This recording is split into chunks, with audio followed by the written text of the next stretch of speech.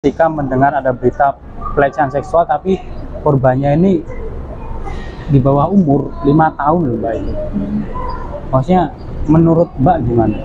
Maksudnya sebagai orang yang ya insya Allah pasti lebih paham lah daripada saya ini gitu.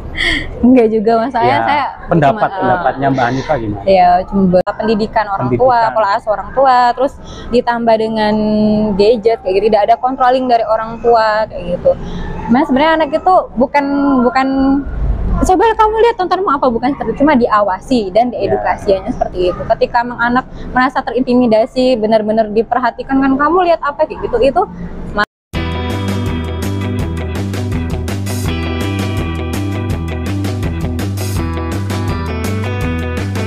wes on mulai dah. Gimana Mbak Hanifah? ya gimana mas? Kabar baik? Alhamdulillah sehat. Jadi teman-teman, ya ini maksudnya sekali lagi saya terima kasih sama Mbak Hanifah karena Mbak Hanifah adalah bintang tamu cewek pertama. Saya ini pertama loh, bintang tamu cewek pertama yang mau saya ajak ngobrol sharing lah. Merasa tersandung. Kok tersandung satu dong? Iya tersanjung. Gimana Mbak Hanifah? Iya. Kabar sehat kan? Alhamdulillah sehat. Mbak Hanifah ini maksudnya kerja apa? Sekolah apa? Sekarang kerja. Sekarang kerja Sebagai amil zakat. Amil zakat. Oh berarti di lembaga kemanusiaan lainnya gitu. Lembaga kemanusiaan kan, kalau misalnya ada bencana apa gitu kan. Ya lebih ke ini sih mas, lembaga charity, jadi bukan penggalangan dana sih, lebih ke lembaga infak zakat sodako kayak gitu. Nanti ketika bencana itu ya nanti sewaktu-waktu, tapi nggak hanya fokus di sana. Oh berarti banyak lah, nanti ada pembangunan masjid atau apa dan lain-lain gitu ya. Ya gitu. Terus katanya tadi kan pas kita ngobrol di belakang lah, di belakang kamera kan, Mbak Hanifah ini bukan asli Solo ya malah? Iya. Iya bukan asli Solo. Aslinya mana? Aslinya Bengkulu. Bengkulu? Blasteran sebenarnya sih, Blasteran Magelang Bengkulu. Blasteran tapi blasteran domestik ya? Domestik apa non domestik kalau di dalam domestik ya? Bengkulu Magelang. Bengkulu itu Sulawesi ya? Sumatera mas. Sumatera. Iya. Itu bahasanya ada yang Melayu nggak sih sana? Sumatera itu bukan Melayu ya? Ada bahasa sendiri sih, tapi mirip-mirip Melayu gitu. Tapi mirip Melayu? Iya. Mirip Melayu, Melayu Malaysia gitu? Iya, mirip tapi ya beda gitu. Mirip, ada bahasa daerahnya sendiri. Terus di Solo udah berapa lama? Kalau di Solo sendiri dari 2016. 2016 bentar. 16, ini 2022. 13 tahun. Benar. Saya di Jawa 13 tahun, tapi di Solo dari 2016 sampai 2021 akhir. Di Solonya tahun 2016. Sampai 2021 akhir. Tapi kemarin pas corona sempat pulang balik kampung. Pulangnya setahun. Setahun sekali baru pulang? Enggak mesti, selama 13 tahun itu pulang baru 3 kali. Cuma pas corona kemarin pulangnya tuh selama setahun, karena pulangnya selama karena lockdown dan lain-lain kan. Iya. Berarti sekolah SD SMP di Solo apa di Bengkulu? SD di Bengkulu. SMP SMA baru di Jawa, di Lamongan. Oh di daerah Lamongan Jawanya. SMP SMA-nya? Iya, SMP SMA di Lamongan. Iya. Lamongan Jawa Timur itu berarti? Iya mas. Di pesantren apa maksudnya di sekolah formal kayak SMA, SMP, maksudnya kayak sekolah SMP negeri atau swasta gitu apa? Lebih ke boarding school sih mas, boarding school Muhammadiyah gitu. Jadi sekolahnya formal, tapi ada asramanya. Pulangnya ke asrama? Iya. Ada kegiatannya juga. 13 tahun, lama ya berarti? Kayak belajar, kegiatan asrama kayak belajar diniyah gitu sih. Jadi dapat diniyahnya, dapat sekolah formalnya. Sekolahnya juga, formalnya juga dapat. Iya. Terus kuliah juga? Iya. Kuliah di? UMS. Muhammadiyah sini ya? Muhammadiyah Surakarta. Muhammadiyah ya? Iya, Muhammadiyah. Ambil jurusan hukum ekonomi syariah. Iya, hukum ekonomi syariah. Yaitu ya. Jurusan gado-gado. Nggak tahu lah saya cuma lulusan SMP. Jadi gini, kita mau bahas itu sih. intinya saya mau mengedukasi lah, bahas sharing, ngobrol dan lain-lain. Belakangan ini kan lagi marak nih. Ini sebetulnya salah satu keresahan saya sih Mbak. Salah satu keresahan saya ketika ada banyak berita bermunculan tentang kasus pelecehan seksual.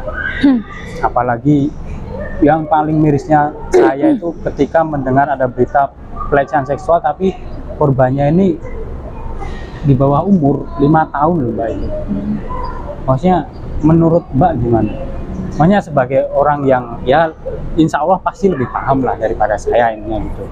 Enggak juga masalahnya, Ya, saya pendapatnya Mbak Hanifah gimana? ya cuma baru ya sering ngamatin gitu, terus paling baca-baca gitu kan. Emang sekarang kan nggak pelecehan seksual itu nggak hanya di bawah umur ya, jadi sekarang itu juga banyak kayak orang-orang dewasa gitu. Nggak heran lagi kita dengar berita biasanya kepala sekolah melecehkan muridnya, atau bapaknya sendiri melecehkan anaknya, atau bapak tiri melecehkan anak tiri kayak gitu kan.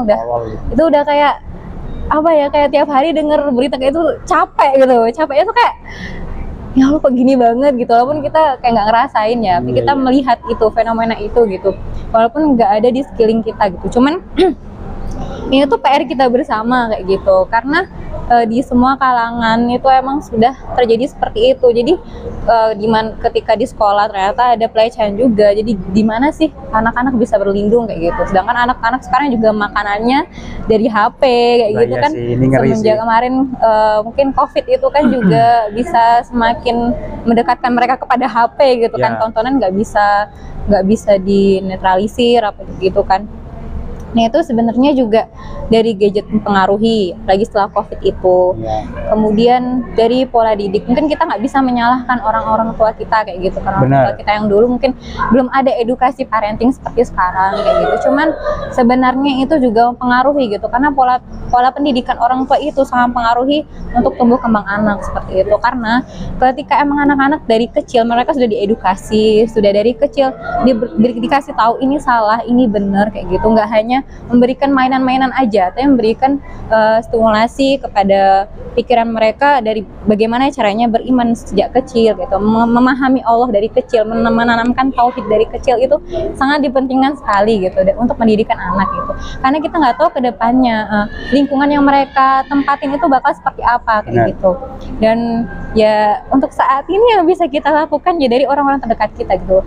Kalau kita tahu mungkin banyak, itu kan bukan urusan saya kayak gitu, mungkin banyak orang-orang seperti itu, tapi kita nggak bisa memilih di kehidupan mana kita nanti bakal bertempat gitu kan. Jadi ya kita sebisa mungkin bisa mewarnai orang-orang di sekeliling kita itu dengan aura positif kayak gitu, bisa mendapatkan kebaikan dari kita kayak gitu. Sedangkan kalau misalnya pelecehan yang dilakukan oleh orang tua itu biasanya mungkin dari sisi psikologisnya ya Mas, saya baca, saya belajar gitu kan, orang-orang tua itu bisa melakukan pelecehan kayak gitu mungkin lebih ke psikologis, mereka ada trauma saat kecil kayak gitu. Mungkin ketika kecil beliau pernah dilecehkan, ketika pernah orang secara psikologis ketika mereka pernah dilecehkan gitu kan, mungkin awal-awalnya merasa takut gitu, merasa oh diri ini kotor kayak gitu, tapi di satu sisi pasti ada merasakan ketagihan di sana gitu. Itu ada dalam psikologis tuh, ada seperti itu. Ada yang mungkin trauma berkepanjangan sampai dia trauma bisa sampai bunuh diri, merasa benar-benar aku udah nggak suci lagi. Ada yang seperti itu. Tapi ada juga yang mereka malah merasa semakin penasaran kayak gitu. Semakin ke-trigger lah ibaratnya. Jadi secara psikologis itu bisa dari trauma mereka kayak gitu, atau memang dari penyakit gitu kan. Penyakit memang apa namanya, penyakit memang ada kecenderungan seksual yang berbeda kayak itu gitu. yang paling susah yang terakhir itu sih ya, karena kalau udah karena penyakit itu emang saya sodomi kepada laki-laki sama laki-laki di bawah umur kayak gitu, atau misalnya kalau misalnya bapak-bapak suka sama anak kecil, apa namanya, pedofil kayak gitu kan, itu lebih ada yang lebih ke penyakit gitu. Ya berarti kalau yang kasus pelecehannya yang tersangkanya itu orang tua, berarti ada sisi psikologisnya yang yang itulah yang nggak apalah.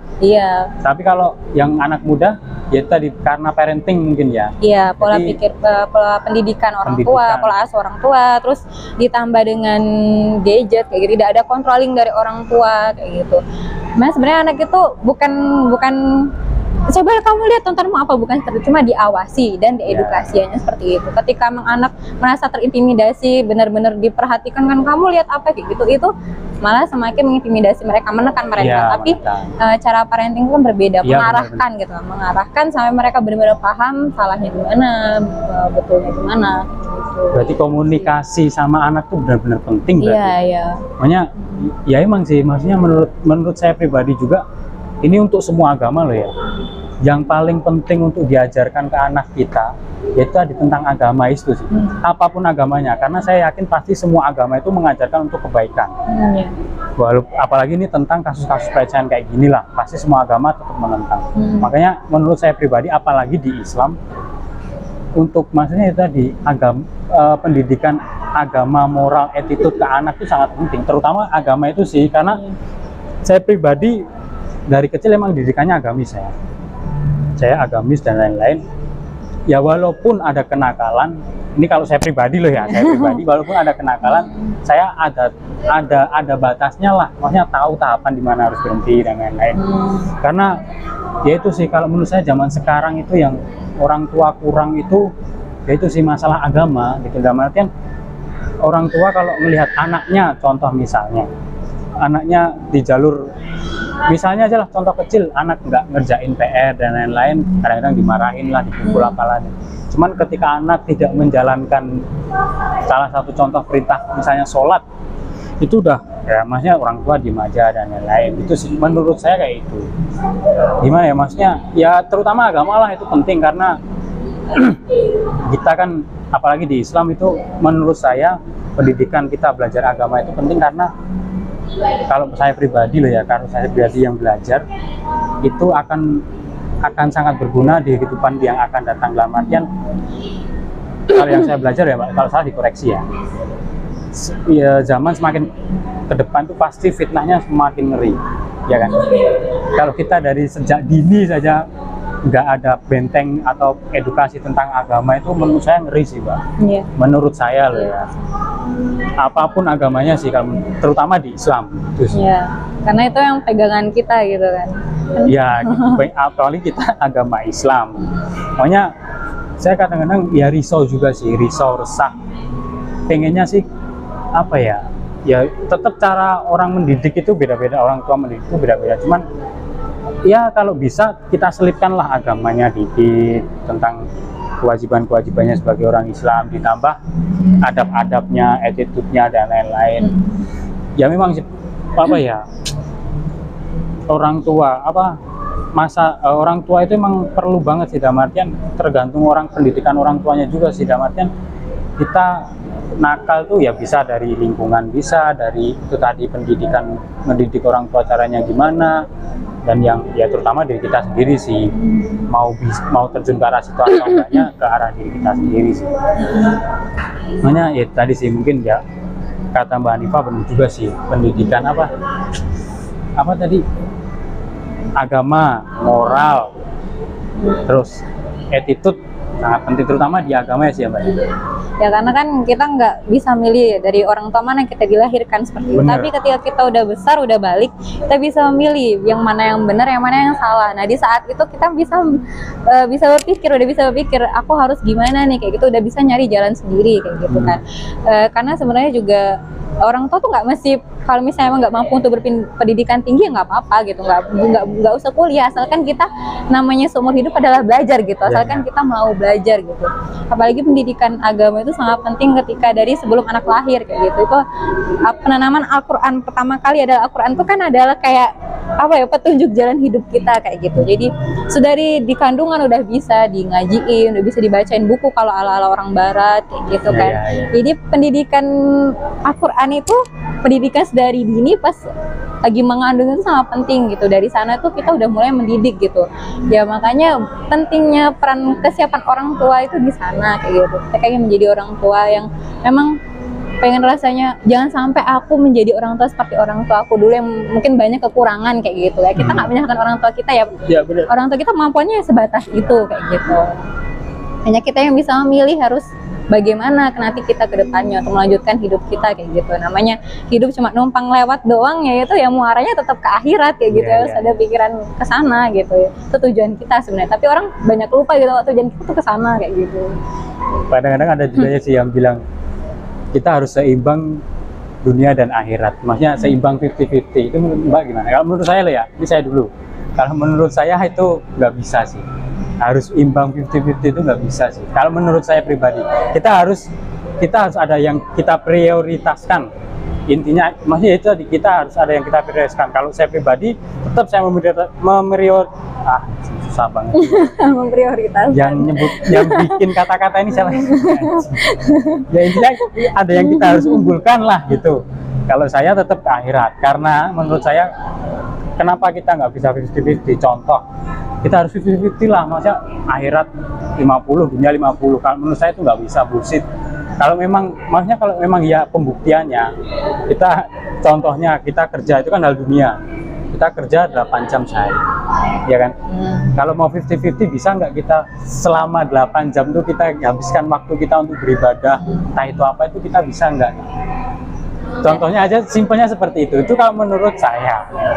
Tapi ada juga sih ya, ada juga beberapa ya saya dengar kajian juga lah. Kalau ada guru ya termasuk guru kita lah, Gus Baha, dia dunia itu penting karena dunia itu tempatnya kita untuk mundur di akhiratnya, ibaratnya gitu. Cuman kadang-kadang ini kalau menurut saya orang kalau takutnya memang sih dunia penting, cuman yang saya takutkan dan yang agak saya itu ketika kita udah di dunia ya kita bisa nggak ngontrol, dalam artian ngontrol bisa nggak sampai kita nggak tenggelam dalam hal keduniaan gitu loh. Nah, itu sih menurut saya itu. Kalau Mbak Hanifah sendiri kan ada pepatah ya, aku lupa pepatahnya gimana, hiduplah seakan-akan kita mati besok, ada yang depannya hiduplah ya, itu aku lupa itu pepatahnya itu kan. Nah, kalau menurut aku ya harusnya dunia akhirat tuh ya maksimal 100%. Karena apa? Maksimal. Oke. Karena menarik. Apa namanya? Di dunia itu adalah tempat kita menabung untuk akhirat nanti gitu. Allah kan bilang gitu. Kalau sebisa mungkin aktivitas kita itu adalah bernilai pahala, bernilai ibadah gitu.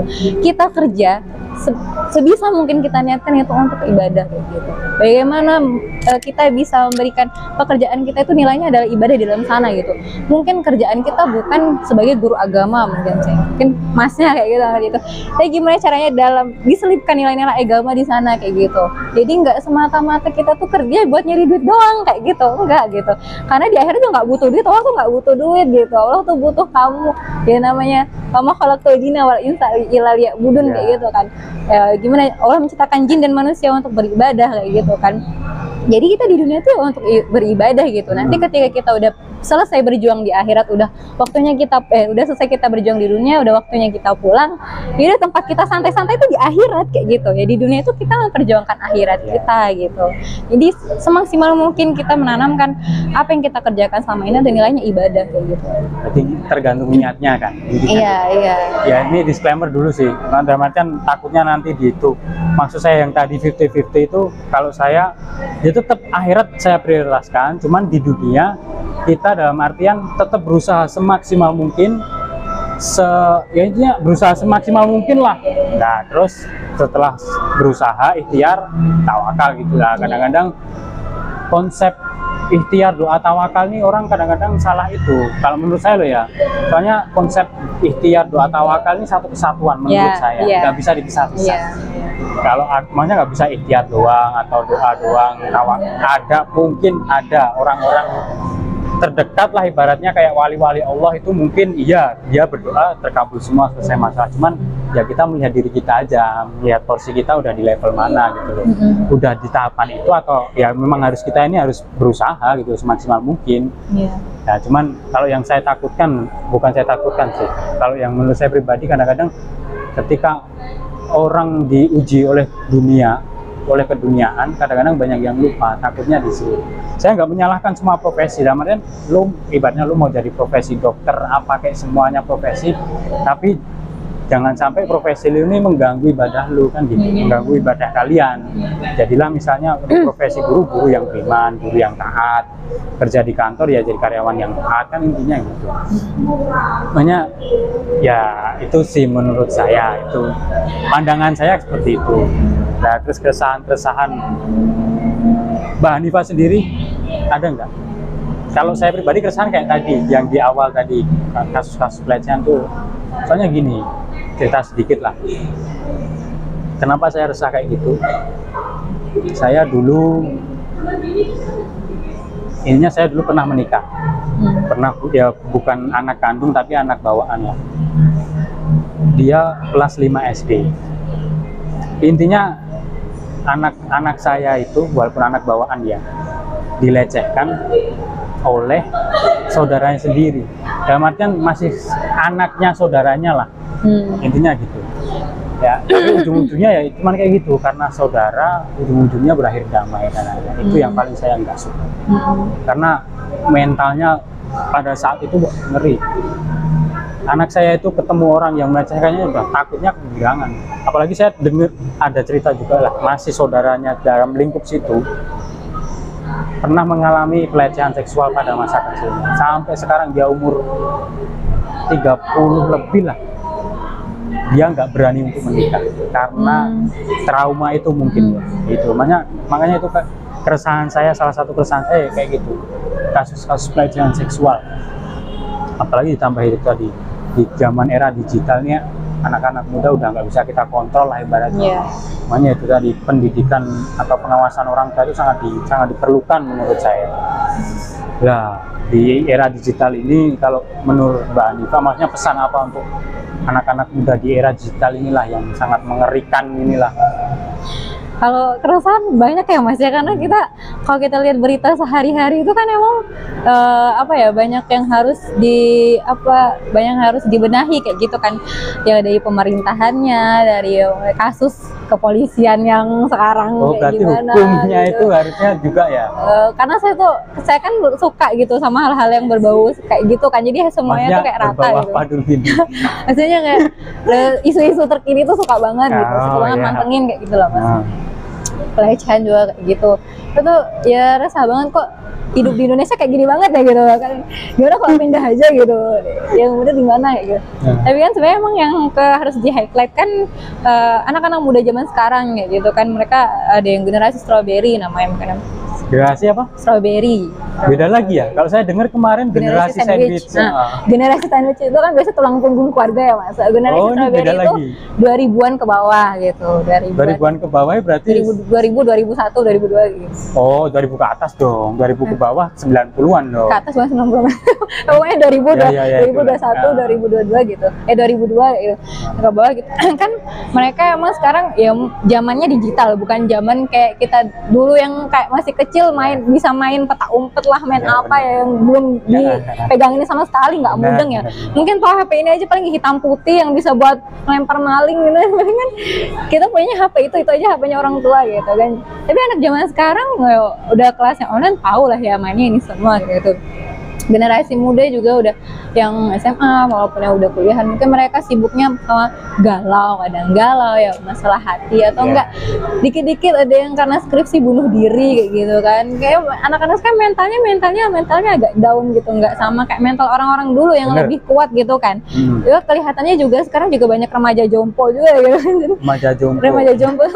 Kalau anak sekarang kan apa-apa kadang kena hujan ini kan jadi sakit, lemah itu, atau mungkin dapat tekanan dikit tuh udah nggak kuat gitu, udah nangis gitu kan. Kalau orang zaman dulu kan memang gemblengannya kan benar-benar keras kayak memang gitu. Beda sih, beda. Iya. Nah itu tuh sebenarnya ya itu adalah PR kita bareng-bareng kayak gitu kan. Anak-anak zaman sekarang tuh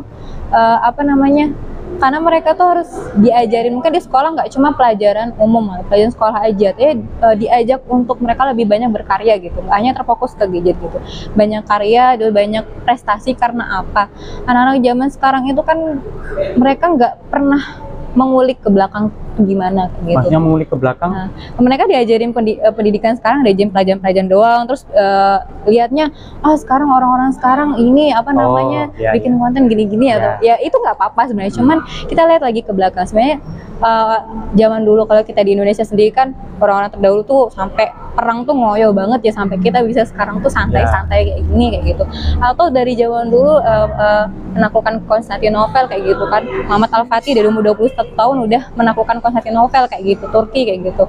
Nah kita apa gitu zaman sekarang apa? Padahal kita tuh secara nggak sadar tuh kita juga perang gitu. Kita tuh perang secara pemikiran dan juga mindset, dan juga digital juga gitu. Itu tuh alat perang kita sekarang tuh ini gitu. Kalau kita nggak sadar gitu, kita tuh harusnya perang pakai ini, tapi kita malah terlena sama ini gitu. Ya itu PR kita banget gitu. Dan sekolah jadinya ya ada peran keluarga juga, karena keluarga itu adalah madrasah pertama gitu kan. Bagi seorang ibu, keluarga itu adalah tempat pertama kita dididik kayak gitu kan. Itu sangat penting. Kedua, sekolah gitu. Gimana cara kita milah-milah sekolah dan lingkungan yang baik gitu kan. Sekolah yang bisa membuat kita bisa lebih berbenah lagi untuk anak-anak nanti kayak gitu. Juga masyarakat, lingkungan kayak gitu. Kita bukan milih-milih lingkungan, enggak kayak gitu. Tapi kita harus milih, kita bisa milih lingkungan yang membuat kita semakin kuat gitu. Jadi ketika nanti kita keluar, kita hidupnya di luar kayak gitu, kita tuh ada penguatan di belakang kita kayak gitu. Kita ada dakwah di luar, tapi kita ada tempat buat kembali gitu. Ada tempat untuk kembali ngaji, kembali diingatkan kalau kamu tuh nggak sendirian loh gitu. Kamu tuh dakwah tuh nggak sendirian gitu. Ini anak-anak juga dibanyakan pola pikirnya untuk lebih berkarya gitu, lebih prestasi. Jangan hanya disibukkan oleh galau atau apa ya, hal-hal yang sebenarnya bukan hal-hal receh lah. Ya gimana ya gitu tuh sebenarnya, apalagi orang dewasa kayak gini sekarang tuh kan nggak hanya nggak hal-hal sederhana aja yang dipikir gitu. Sedangkan mereka yang masuk umuran segitu mikirnya udah kayak menggalau, aku sama pacarku gimana, gini. Kayak ya Allah, kamu tuh masanya tuh masa berkembang gitu, semakin dewasa, semakin kita tua itu semakin susah kita untuk belajar gitu, untuk mengingat itu, karena pikiran kita, fokus kita nggak hanya untuk belajar, sedangkan mereka emang difokuskan untuk belajar gitu. Itu kan kayak kalau nggak dimaksimalin, kok kita nggak mengarahkan anak-anak ke sana, itu sayang banget buat kedepannya bagaimana generasi kita nanti kayak gitu kan. Jadi ya agak ketar-ketir ya kita juga yang belum nikah gitu kan, nanti zaman sekarang udah begini apalagi zaman kita nanti kayak gitu kan. Itu sih Mas ya. Banyak banget sih kalau resah banget nih di Indonesia. Kalau mau dibahas panjang lah, berjam-jam lah mungkin. Ya intinya kita ngobrol di sini, kesimpulannya loh ya, intinya kalau menurut saya kesimpulannya berarti kan pendidikan atau moral atau pola pikir mindset anak muda zaman sekarang tuh emang harus dirubah dan dibimbing lah ibaratnya gitu ya, harus berubah dan gimana ya, maksudnya dia itu harus berubah dan dibimbing lah untuk merubah mindset. Itu kan juga nggak gampang kan, harus ada bimbingan, belajar dan lain-lain. Ya, intinya itu ya, pertama tadi peran orang tua untuk pendidikan anak itu sangat penting. Ajarkan tentang agama, yang paling utama itu saya tekankan agama, menurut saya agama. Terus ya attitude, moral dan lain-lain. Ya mungkin ya tadi, kalau yang untuk digital kita nggak melarang anak kita untuk untuk main digital dan lain-lain. Maksudnya ya kita tetap mengawasi lah ibaratnya kan gitu, ngawasi, dibatasin berapa jam dan lain-lain kan. Ya sebenarnya seru sih, maksudnya sebenarnya pengen sih ngobrol panjang lagi, cuman karena waktu juga ada kegiatan juga, mungkin kita bisa next lah, nanti kita konten berikutnya bisa ngobrol lagi lah ya Mbak ya. Siap, insya Allah. Terima kasih ya Mbak ya. Ya sama-sama. Atas ilmunya, ini benar-benar asik sih sebenarnya. Sama-sama belajar. Yo wis toh, untuk hari dikat sing mburi. Wis. Ora lho, pembukaannya ra enak gini-gini ya. Tapi penutupan kaya sing liyan-liyane wae. Rasa closing statement. Udah lah sih.